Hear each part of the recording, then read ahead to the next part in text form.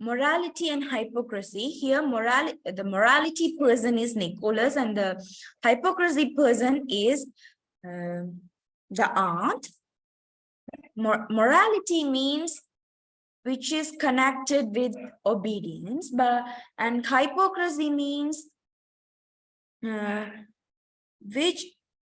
which are the things did not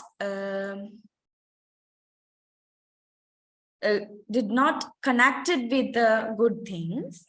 And also here Nicholas always supported to the morality things, but the aunt did not behave like that. She only wanted to punish the child, and she only wanted to focusing on the obedience of children.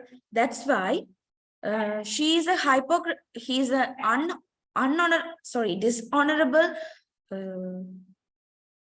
hypocrisist, because she give hypocrisy every children. He have a comparison.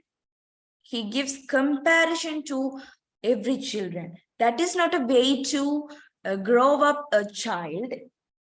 And also here is the interesting thing is Nicholas also had an imagination how lumber room was, and he wanted to know how it is. Like that, he chose the from that he chose lumber room to the choice. And when he going to the lumber room, when he going to lumber room, he feels happy, and he sees the art collection, the new cup and pots. And from that also, Nicholas didn't use that things. From that, the aunt didn't gave them new things. She only gave old teapots and old things to use for them. And those in that lumber room, he shows many new things. That is, he didn't see that things before he going to that room, and he didn't use us like things in his lifetime. Why Nicholas choose lumber room to the choice is if he going to Gooseberry Gardens, then he will only enjoy the fruits, physical activities, and playing. But if he going to lumber room, then he will enjoy the art collection and the new things. That's why he selected the lumber room. And the world of conventions versus the natural worlds, also a theme of this prose. The conventions means which are the habits connected with the generation by generation, and natural world means not like that. Here we can consider Nicholas as a natural world, because natural world have many beauty creatures, and conventions have many unbelievable things in that. And also on that century, that is those are not believable things the adults obey. And here the aunt convention is unruliness of children, because she only wanted to punish, and she only wanted to rule the children. She didn't give any love or any new things for them. That's why she only obeyed the conventions. She didn't obey the natural world creations, or she didn't give them a love. That's why in this story there have many emotions, and very comedic moments, and I love it very much. Thank you for everyone listening me in your valuable time, and thank you for giving me this opportunity.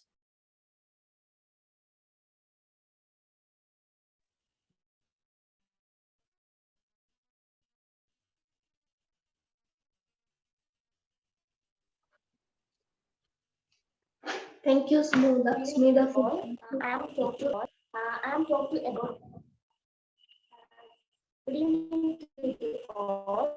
I am talking about the poem To the Evening Star. This poem written by William Blake.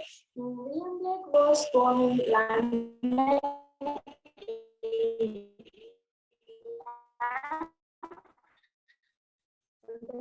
on the 28th of November 1787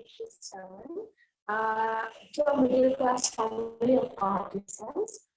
He's a very versatile person, poet, engraver, printer, and painter. George and the Bible had a great star. This one has a 14 lines. The evening star is ordered to Venus. Venus is the goddess of the evening star, love, and nature. We got the poem line by line. The first line is "Thou fair-haired angel of the evening." Thou, it is old English word. It's meaning new English. You are the fair-haired angel of the evening time. The narrator compares the star and angel. It has this time narrated used visual imagery. The evening star has fair hair. The second line is why is the sun rest on the mountain light? So the sun go to the west in the evening time. So that time star is light over the mountain. Thy bright eyes, thy bright torch of love, thy radiant crown, put on and smile upon our evening bed. That is also all English word. It's meaning a new English word. The bright torch of love smile upon our evening bed. So the stars love us, the stars care us. The blue curtains of the sky scatter that silver dew. Blue curtains appear in our mind.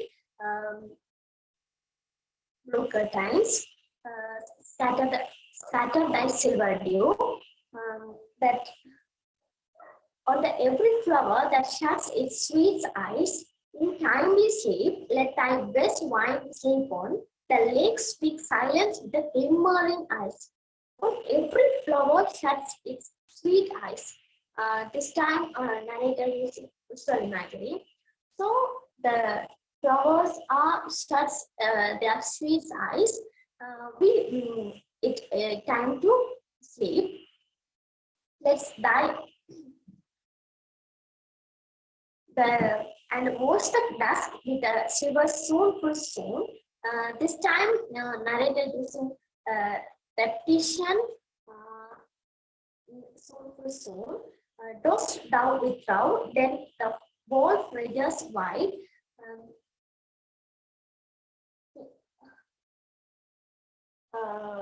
The narrator is using the visual imagery also. The distractions of the divine power of the star.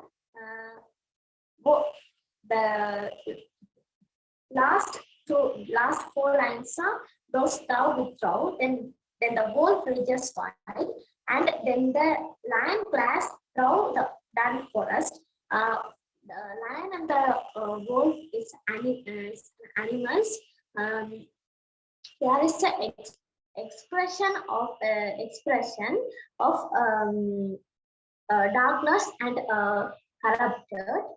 Lion glass through the dark forest.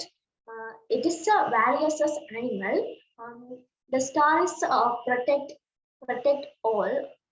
the stars protect all the pupils. It is love to us. It is a metaphors of the beauty. Thank you.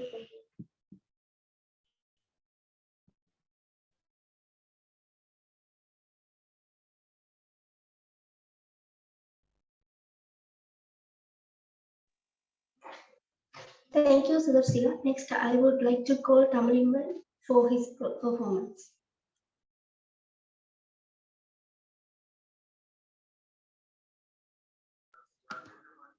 Good evening, everyone. For the students, today I am going to speak about the Lahore attack, but delivered by Kumar Sangakkara. The Lahore attack comes under the first passages is an attack from Kumar Sangakkara. Colin Cowrie lecturer delivered on 5th of July 2011 at Lord's.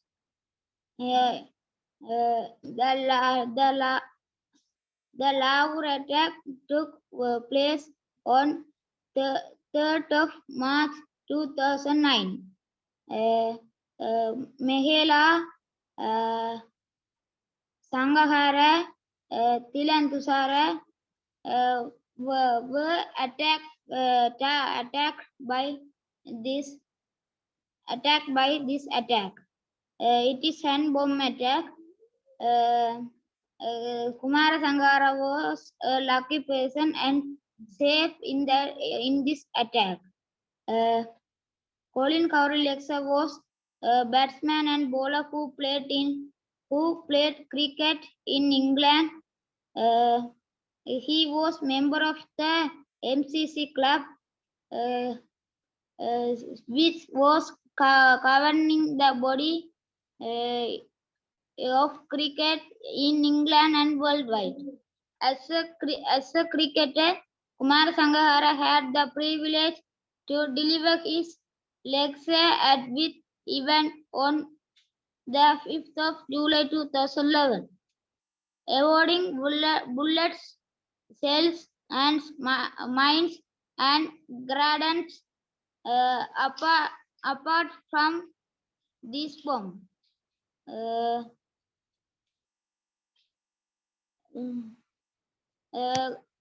This bomb explanation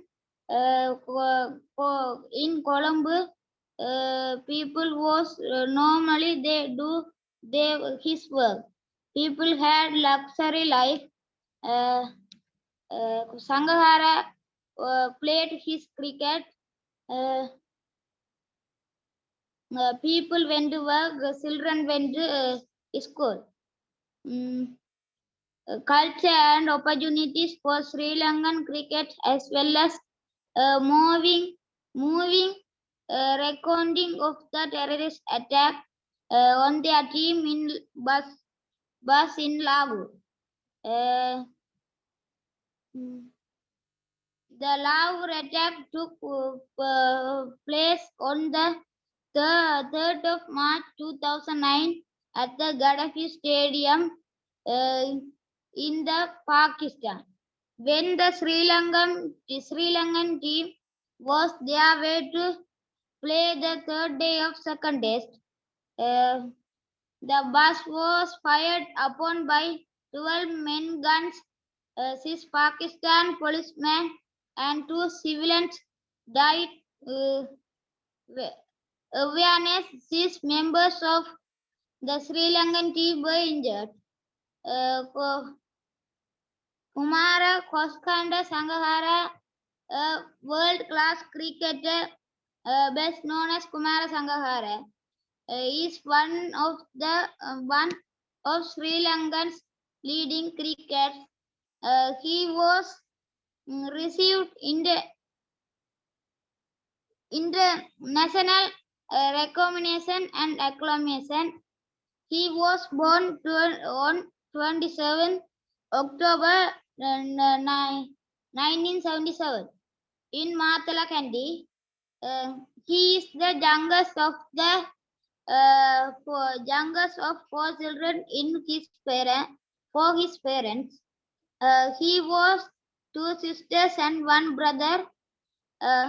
His father was a lawyer, a sportsman, and adherent lover of literature, art, and etc. He studied in Candy College. Mm,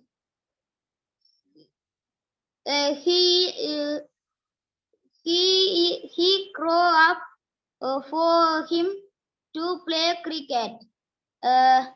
He is addressed as Sangha by his teammates and his fans, and loved by many Sri Lankans as well as foreigners. First, Sangha called by his school students mates. He is a left-hand batsman, not only top of order batsman. He used to play wicketkeeper too. He has been ranked as the number first test batsman in the world several times during his career. Sangakkara was one of the most important member of the 2014 T20 because they win the final match. Sangakkara captained the national team from 2008 to 2011, stepping down after 2011 World Cup finals. The Lahore attack and attack taken from by for the feat delivered by Kumar Sangakkara on 5th of July 2011, being multilingual and fluent speaker of English. Multilingual means who speak more than two languages. His speech was very packed with emotionally.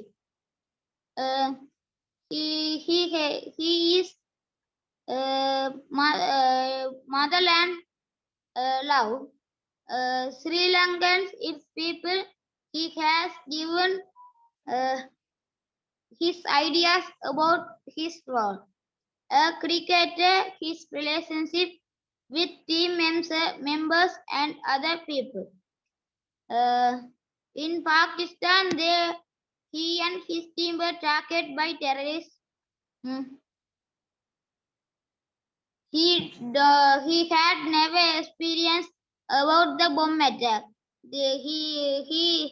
It is the first experience of the bomb attack. He spread the great love and regard the Sri Lankans have for the cricket and crickets with the whole world. This oration had made a great influence on the listeners as well as it will influence the readers of attack as well.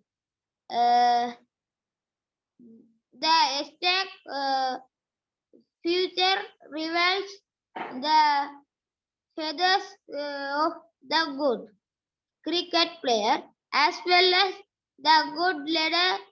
Moreover, it reveals the qualities of Sangakkara as a great Sri Lankan and great humanist to the world. Thank you for everyone to listen patiently.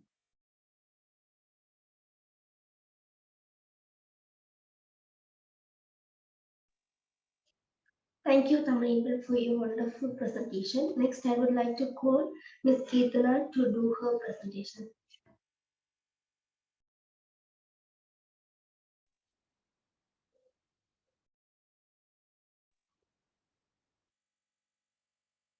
Good evening to you all. Today I'm going to speak about the poem To the Evening Star. To the Evening Star poem is a poem which is under the topic of nature, written by William Blake. William Blake was born on 28th of November 1757 in England, and he was an English poet, painter, and printmaker also. William Blake William Blake wrote this poem without any rhyming words, and he was written this he written this poem in his beautiful thematic concern on nature, and he is addressing the evening star. The proposition 2 indicates that he is addressing to the evening star. He calling the planet Venus. Venus is considered as a goddess of love, fertility, and beauty. Venus is the second planet of Earth, and also it's a sister of second planet of solar system, and it's also the sister of Earth. Evening star is as a Venus is a more beautiful and brighter star. It appears in the sky when it is neither the evening nor the night, the between time, the transcended time of the evening to night, it appears in the sky. And here the poet, the evening star is an ode to Venus. According to Greek mythology, Venus is considered as a goddess of love, fertility, and beauty. It is such a fascinating star, especially of his brightness. Therefore, the poet addresses this star in a very special manner. And why this speciality? Because in ancient time, most of the people have considered nature's marvelous as sacred. The beautiful, marvelous, wonderful things of nature are considered as the sacred things, worshipable things. So the same idea is followed by the poet. He he he he used he he took the Venus as a goddess according to Greek mythology. It has more brightness. Let's look at the poem line by line. In the first line, the poet used the old English word thou, and it was capitalized by the poem. So we can call this a literary device as a capitalization. And thou means you, you fair-haired angel of the evening. Here we can see the literary device personification. The poet gives the female characteristic to the evening star, and an evening star is considered as an angel who wears a crown and fair hair. In the second and third lines convey the beauty of the evening star, which is seen as one solitary star in the evening before moon or other planets mark their presence. And the third line we can see the another old English word thy. Thy means your bright torch of love. The poet requests to give the light. Evening indicates the problem of the people, and light indicates the protection. Let's see the sixth line. Blue curtains and silver dew creates a beautiful visual image in the evening time. Blue curtains suggest the color of the sky after the sunset. And the seventh line of this poem, flower is personified, giving human quality as shutting eyes. In the eighth line, of this poem, we can see the west wind. West wind is symbolically stand for distraction. It indicates the distraction and harm. In the glimmering eyes, this diction is used in the ninth line of this poem. It indicates the temple and the golden goddess.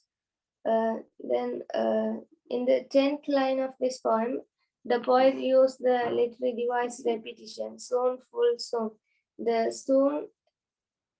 diction soon repeat in this poem. It's emphasized an idea. It's emphasized a danger, and the 10th line of this poem, silver, is a repetition here, which emphasizes the urgency. Soon is a repetition, and also silver is a repetition in this 10th line of this poem, and it emphasizes an urgency, and the last line, sacred dew, we can see the diction sacred dew, the ideology of the Christianity. And the poet used literary devices in this poem. First is imagery. We can see the visual imagery, some examples, thou, fair-haired angel of the evening, put on the radiant crown, light thy bright torch of love. And also we can see the auditory imagery in this poem. Use the poet using the word silence to show an auditory imagery. And also personification is the one of the literary device used in this poem. Some examples are sunrest and shut your sweet eyes and speak silence. And the symbolism also used in this poem. Wolf, lion, west wind as a symbol of evil force, and flower is a symbol. Flower and sheep is a symbol of innocence. Torch of love is a metaphor and also symbolism in this poem.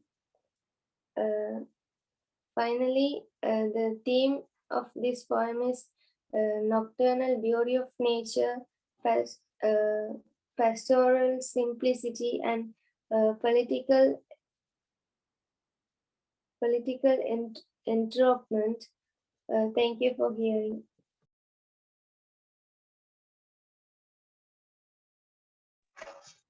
Thank you, Kitna, for your wonderful presentation. And at this time, let's end up our program. Thank you for all and our teacher, Mr. Achyutan Jogaraja, for being there with us. Thank you.